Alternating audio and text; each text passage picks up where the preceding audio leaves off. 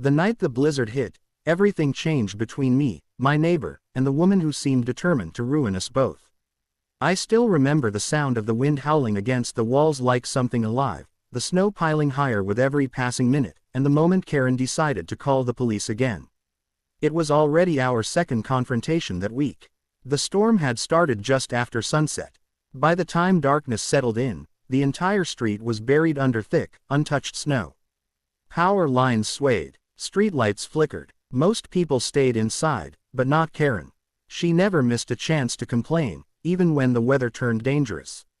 I was outside shoveling my driveway, trying to clear enough space so emergency vehicles could pass if needed. The cold air burned my lungs with every breath. My gloves were soaked, my boots half buried in snow. But I kept working. Then I heard her voice. "You're blocking the road again." Karen stood at the edge of her yard, wrapped in an oversized winter coat, pointing at me like I had personally caused the storm.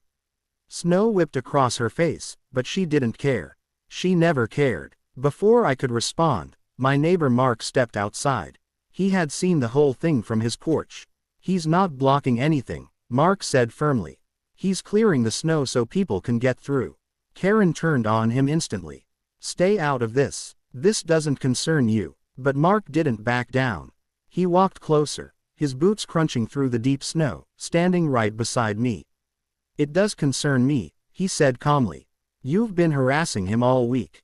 That's when everything escalated. Karen's face turned red, her voice getting louder as the wind howled around us. She started shouting about rules, safety, and how we were both causing problems. None of it made sense.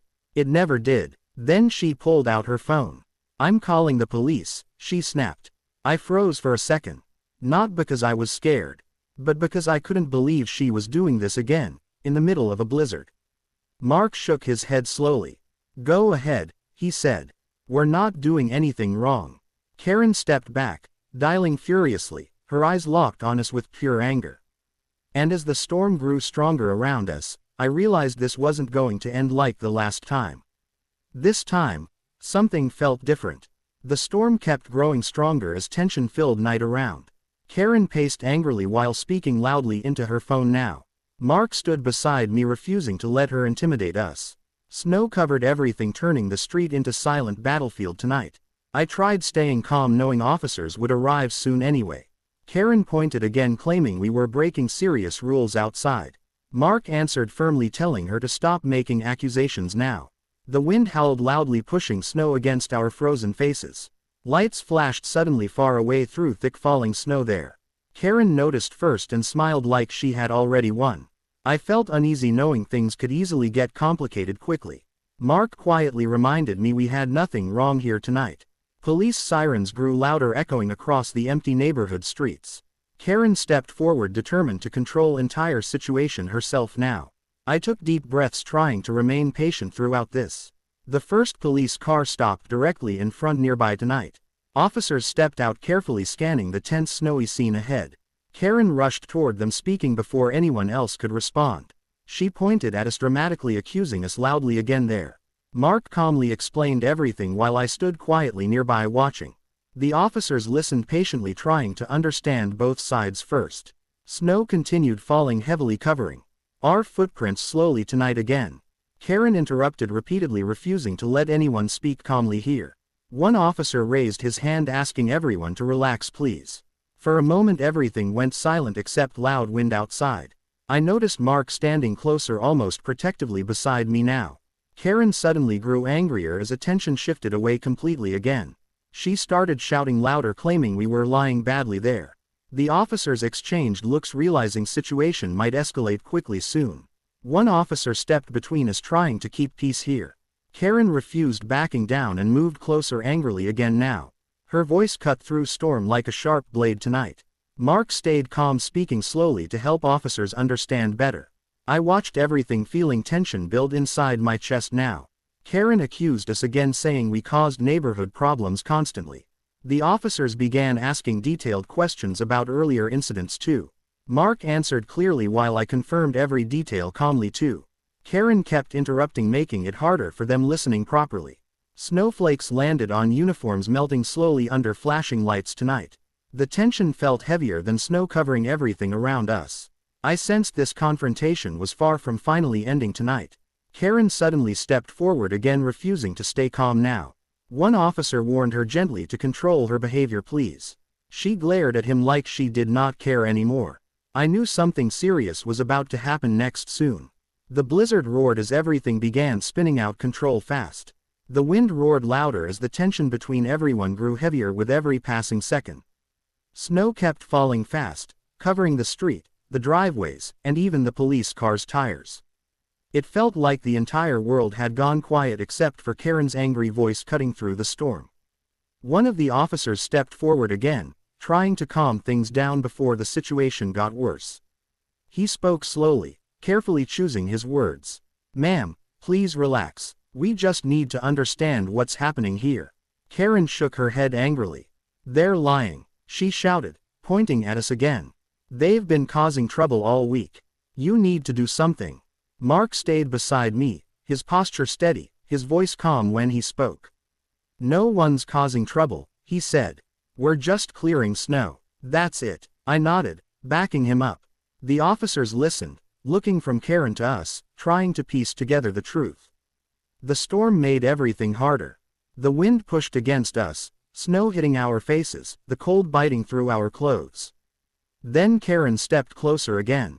Her boots crunched loudly in the snow as she moved toward the officers, still talking fast, still pointing. One officer gently raised his hand again, asking her to stay back.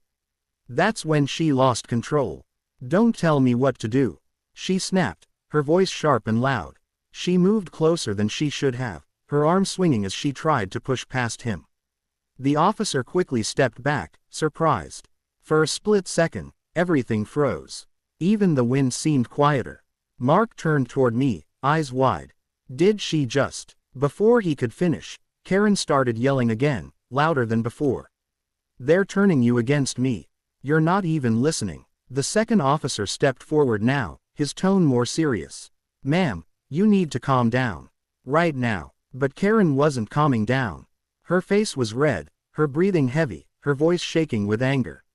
She kept talking over everyone, refusing to let anyone explain. The situation was getting out of control fast. I could see the officers starting to change their approach. They weren't just listening anymore. They were watching. Her movements, her tone, her behavior. Mark leaned closer to me, speaking quietly so only I could hear. "This is going to backfire on her." I felt the same way. Karen had called the police again thinking they would take her side. But now, standing there in the middle of the blizzard, yelling and pushing, she was only making things worse for herself. And deep down, I knew this night was far from over. The storm kept raging as tension thickened around us like the falling snow. The flashing red and blue lights reflected off the white ground, making the entire scene feel strange and unreal. Karen stood in front of the officers, still breathing heavily, her anger refusing to settle. One officer spoke firmly this time. "Ma'am, we need you to step back and lower your voice." For a moment, it seemed like she might listen.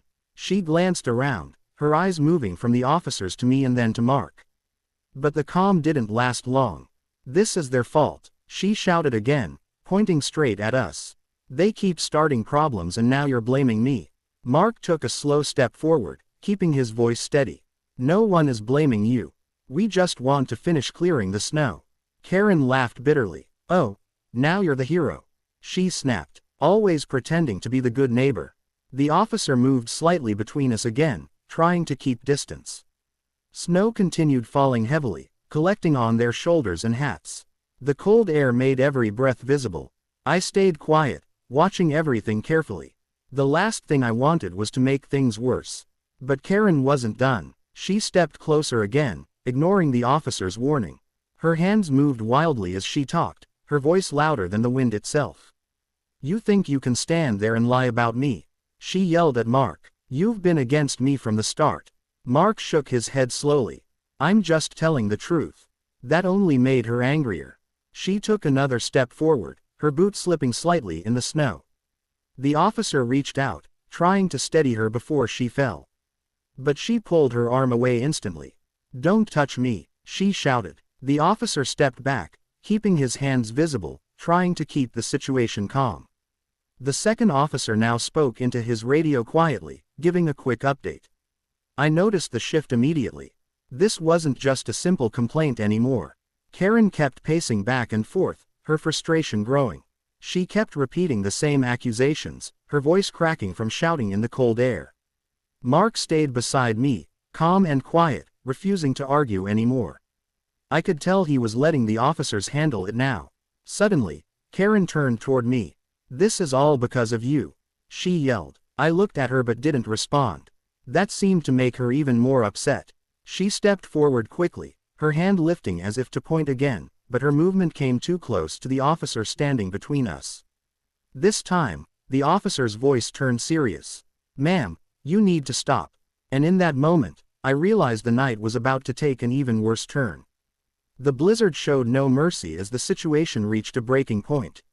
Snow swirled around us, covering the ground faster than we could notice, while the flashing police lights painted the street in red and blue.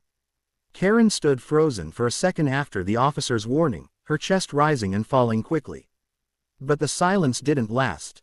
"Stop what?" she snapped angrily. "I'm the one who called you here." Her voice echoed through the storm, sharp and defensive. The officer stayed calm, but his tone was firm now. "Ma'am, we are trying to keep everyone safe. You need to step back and let us handle this." Karen shook her head, refusing to listen. She turned toward Mark again, her anger clearly focused on him now. "This is all you're doing," she said loudly.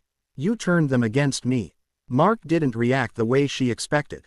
He kept his hands at his sides and spoke in a quiet, steady voice.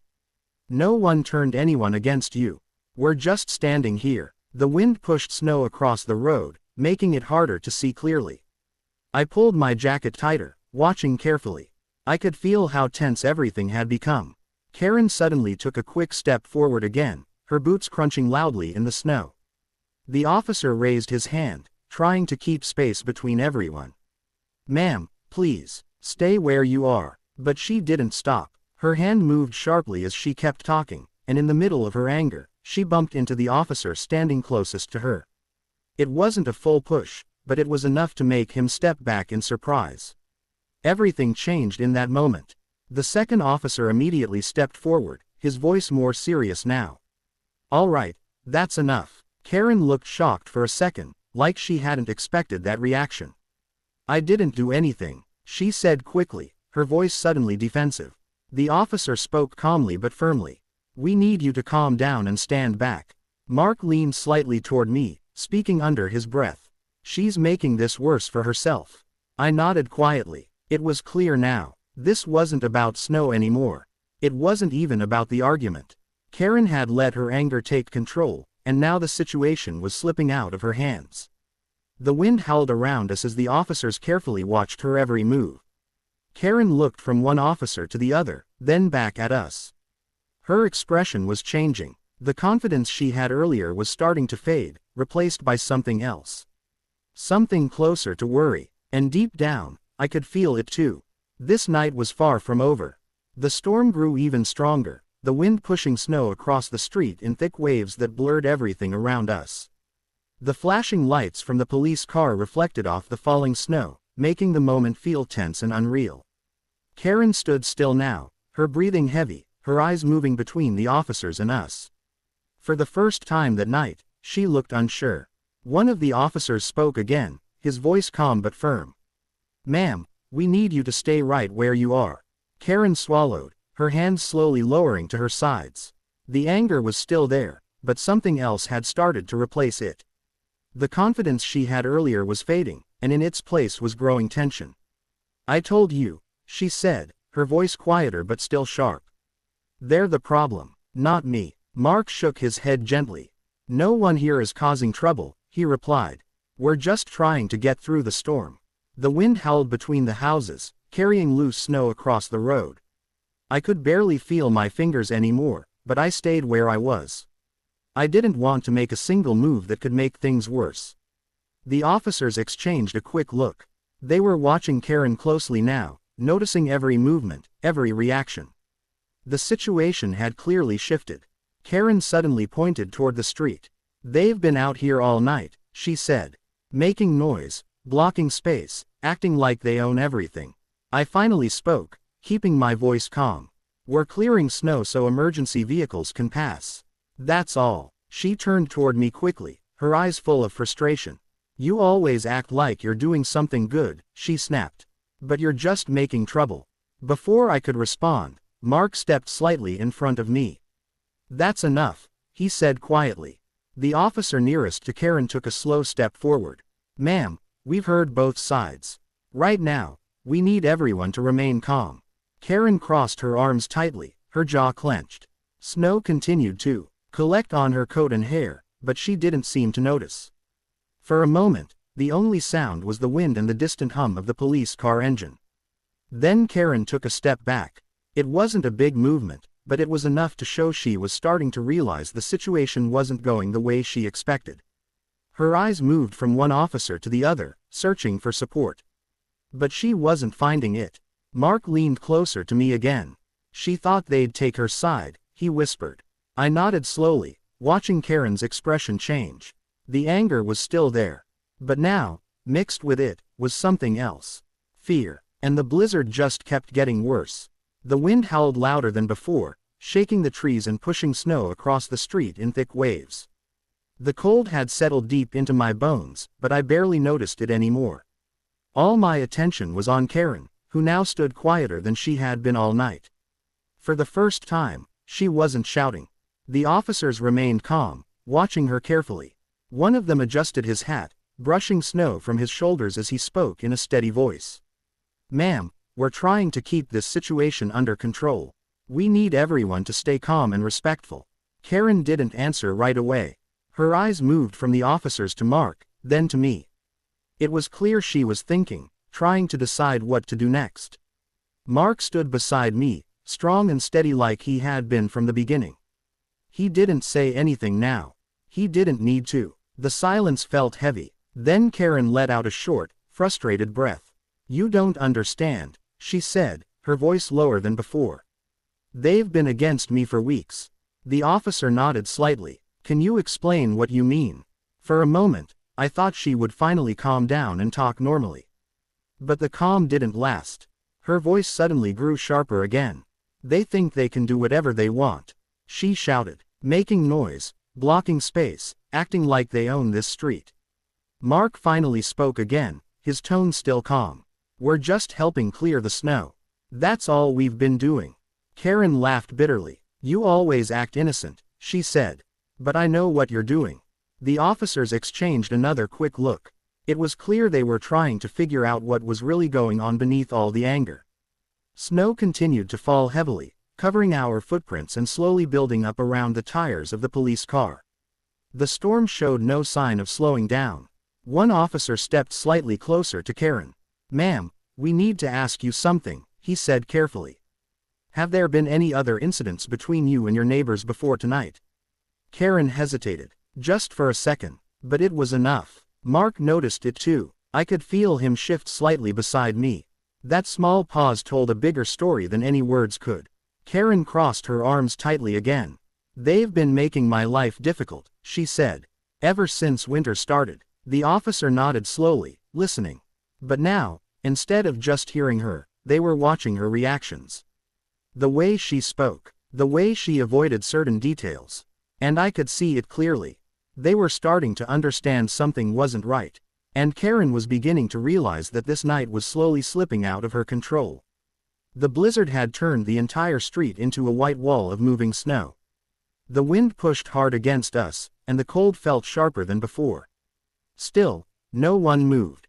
The officers remained focused. Mark stood steady beside me, and Karen stayed right where she was, her arms crossed tightly. The silence between us felt heavier than the storm. One of the officers finally spoke again, his voice calm but more serious now. Ma'am, earlier you said this has been happening for weeks. Can you explain what you meant by that?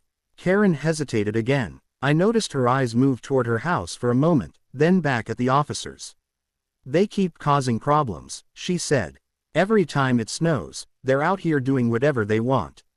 Mark looked confused. We shovel snow, he replied. That's it. The officer nodded slightly, listening to both sides. Snow continued collecting on their uniforms, on our shoulders, on everything around us. I could feel the tension building again. Karen stepped forward slightly, her voice rising once more. They think they're helping, but they're not.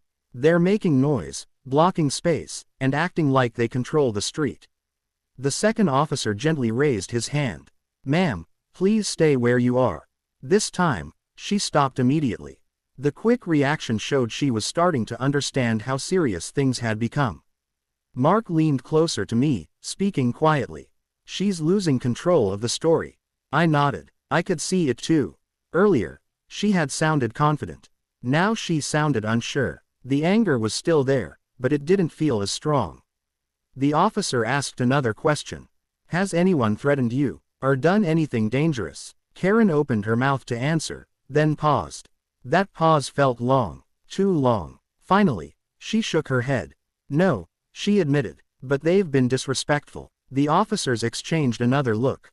It was a small moment, but it changed everything. This was the first time her story didn't sound urgent or serious.